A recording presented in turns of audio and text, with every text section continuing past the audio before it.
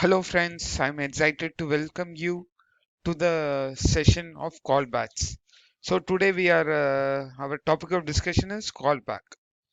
Okay, so our agenda for this session will be to understand what are functions in JavaScript, and then we will be seeing about what is callback and why callbacks are needed, and we will be understanding callback with the example, and after that we will understand how set timeout works, which is said to be a callback. So how it works, we will see in detail. And then at last, we will see a drawback of what they call it as callback hell. Okay.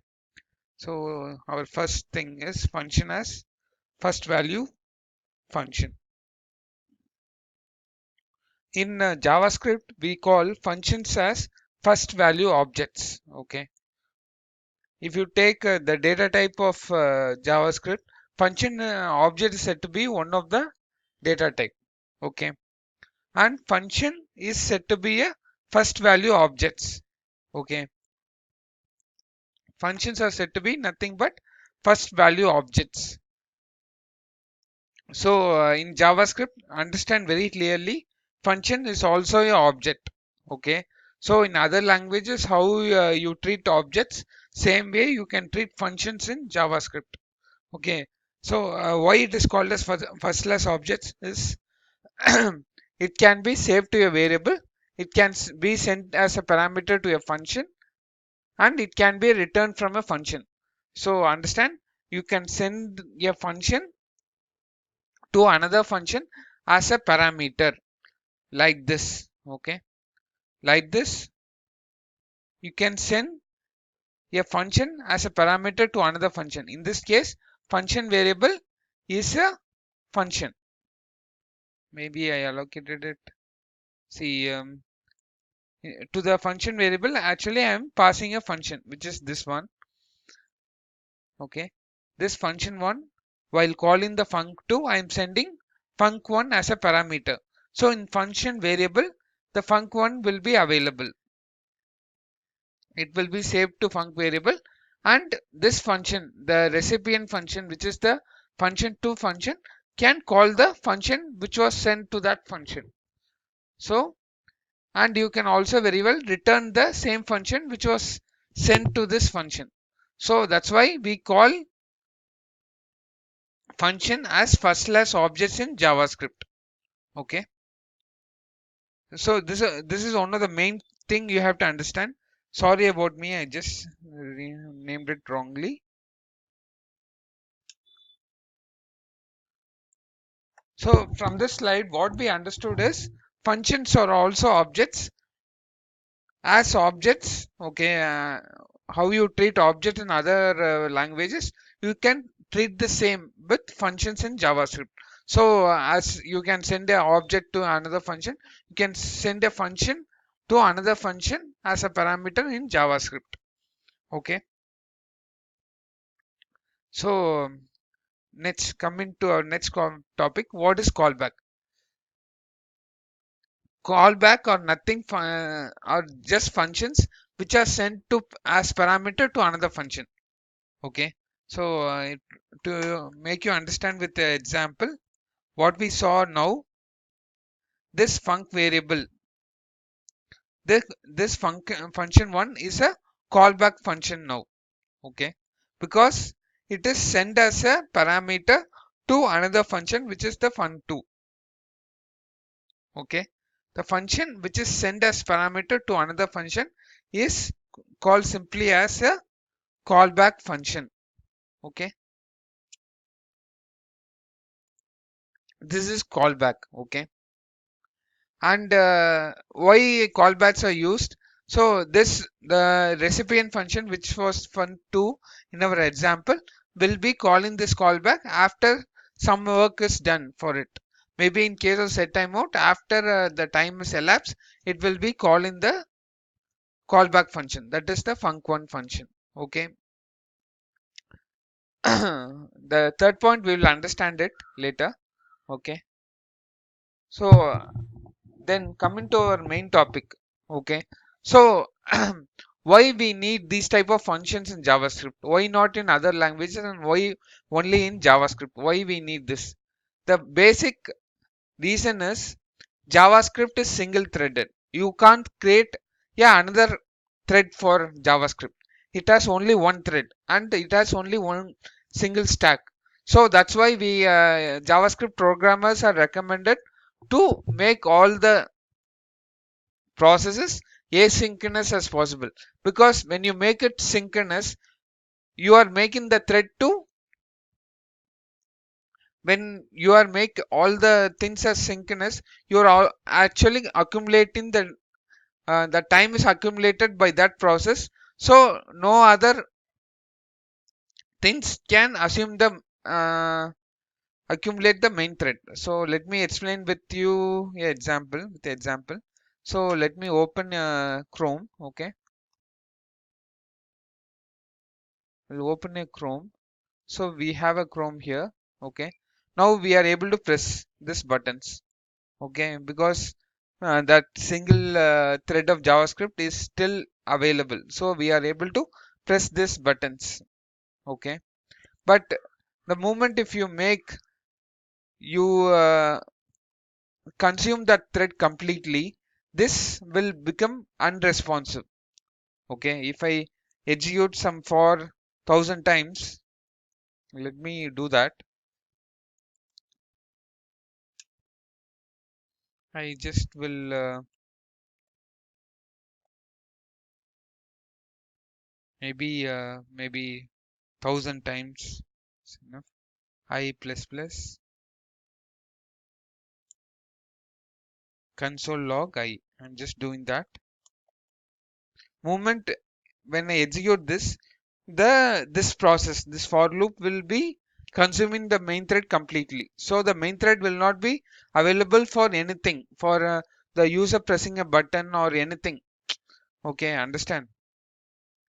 So that's when you will get unresponsive error. So if I execute this, you can't press all these buttons, and for some time it will become unresponsive till the this for loop completes execution. If I do that, see you,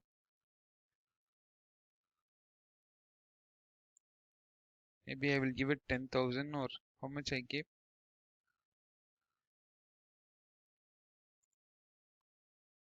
You are seeing now. You are able to see now. It has become unresponsive. Okay, you are not able to press anything. Only when the thing completes, this process completes, you will be able to do anything. Okay, you understand? So that's why in JavaScript we are recommended, the programmers are recommended to not to use the main thread. Okay, and make all the processes as asynchronous. You do it separately, don't bring it to the main thread. Okay, that's why callbacks are very necessary in JavaScript. So only by means of callbacks we will give the control to the another thing, another process which is executing, not in my main thread, but I will give the control by means of the function to something else for executing the function once it is done with its job. Okay, let us understand the callback with a simple example now. Okay, let me go to my program.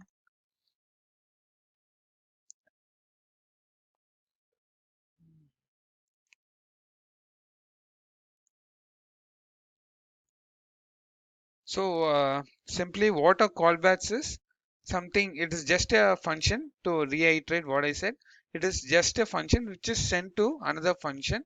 So that function will be called by the recipient function once its work is done. Okay, so let us understand with a simple function. Okay, we have a function maybe add. It receives two callbacks, callback 1 and callback 1. Okay, and this is the recipient function. Add is the recipient function which receives two callback functions, callback 1 and callback 1. Okay, and I'm right now calling the recipient function which is add with 5 and 6. My requirement is once it has summed whatever has been passed to it, it has to call the callback function which is sent to it. Okay. When I do this, okay, what happens is the display function which is right here, anything, any logic can be inside this function. Right now I am having a logic that it must be printed after addition. Okay. So I can also put display 1 here if it makes you clear. If I put it like this, so I'm sending two callback functions, okay, to this. And once the recipient function, this is add, sums the two variables and prints it, it calls whatever be sent to this callback, that function will be called by this add function. So right now these two are callback functions. Okay, you understood the simple example what is happening? Okay. So I also want you to imagine if the case is that without callback, what would have happened? I will not be having these two callbacks. Okay. What I need to do is without callbacks, once I call this function add, I need to wait synchronously in the main thread, waiting for it to return. After then, after that only I have to call these two functions without callbacks. Then I would have to wait. So the moment I start waiting in the main thread, no other person can interact with my application because I'm blocking the thread. That's why in JavaScript it is told that never to block the thread. Okay. Okay. This is my first simple example. If I want to execute, I can try executing this. Okay. Right now, this will be printed. After this, these two will be printed. If I try to execute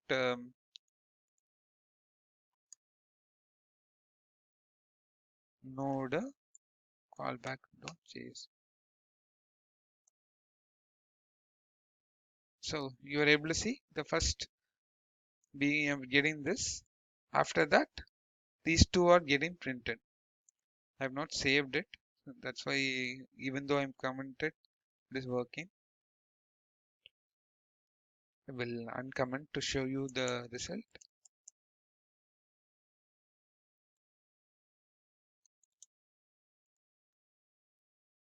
Okay, right now I will comment this and I'm saving it. Now I'm re-executing this.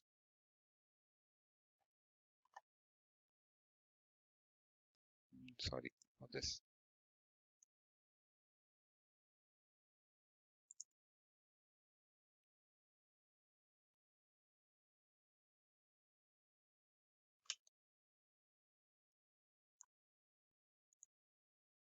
If I execute it, now as we expected, this is getting printed.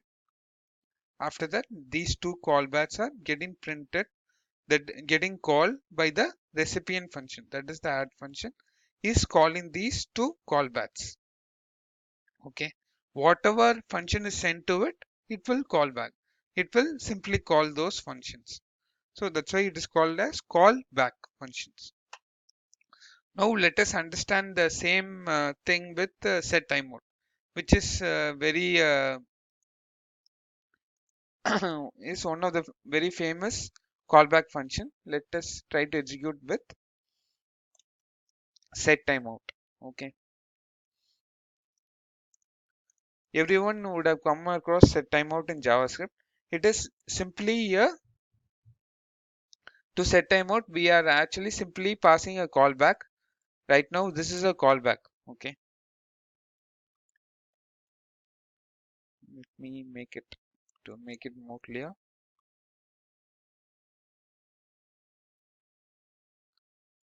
So this is a callback now.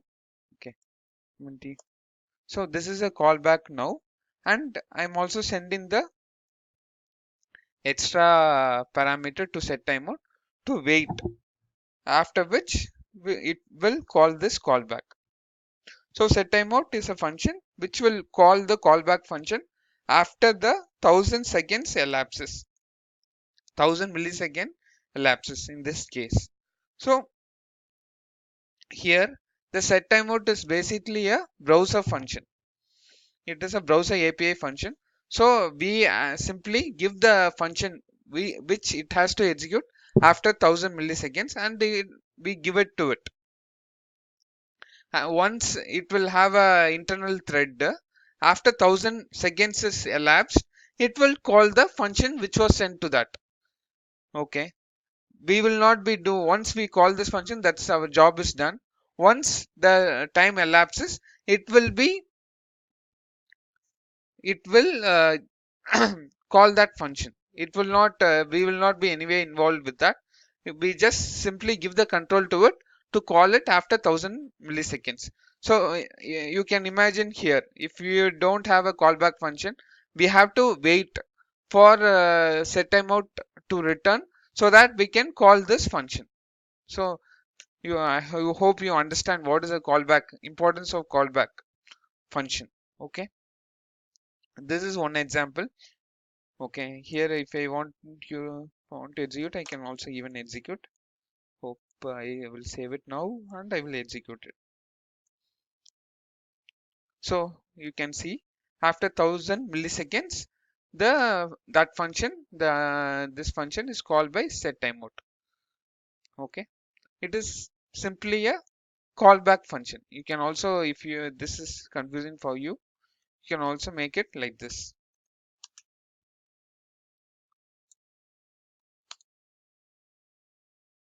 You can also put that here like this.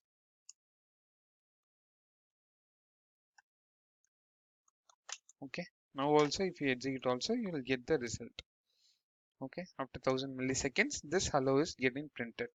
So we will also see another simple example before we close the callbacks. So this is one another classical example, event handlers. Okay, if you would have seen jQuery, you would have used this. When I click the button, I want this function to be called. Okay, when the button is clicked, this I want to call this function. This function is also called as callback functions. Okay, okay. So what we are simply telling to that browser API is, whenever the click event happens, you call this function. Okay. So can you imagine how long you have to wait? If we in the main thread, if you are waiting for that click handler to happen, click event to happen, so it will be a type of mess. And I will have around 10 buttons, and I have to wait in the main thread for every click event to happen. So that's where the callback becomes very important. You are just giving the control to it. Okay, the callbacks are used basically to give that control.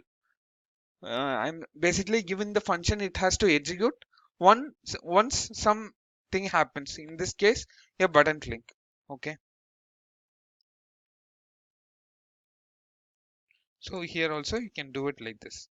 So whenever the button is clicked, I want to call this function. Okay, you understand? Here also it is called as callback function because we are passing the function to the click event handler. Okay,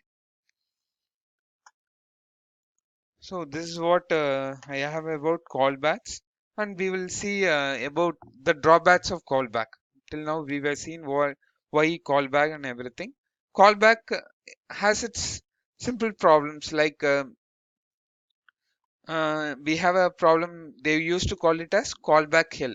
What is callback hell? Basically, callback hell, if you see, if there is a scenario that based on the response of a value, I want to call again.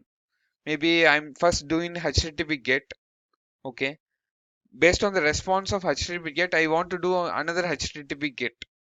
It will maybe as a example, if you see this, if I have a story ID, based on that, I will receive a story, and from that I want to get the chapter URL, which I want to send it as HTTP GET. and if it goes in deep, it will become very unmaintainable. So inside a callback, you have to call another callback. So this is a callback now. Okay, if you see here, this is basically a callback. Okay, this is basically a callback. Inside this callback, I'm passing another callback. So this is one callback. Inside a callback, I'm passing another callback. And inside that callback, I'm passing another callback. So it will become a hell. That's why it is called as callback hell. So in this case, the maintainability will be a very high problem. And if this HTTP get returns a error, maybe from the server I'm getting an error, it will be very difficult to handle. And mixing input and output, what is the input to this function, output to the function, will also be a problem.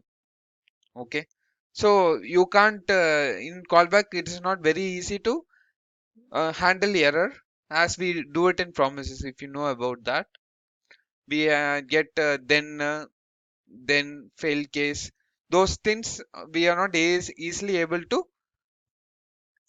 uh, differentiate in the case of callback. We have such a CS failure case in case of callbacks, in case of promise, but we don't have it here. And mixing input and output, we are actually mixing the input to the callback and output to the callback.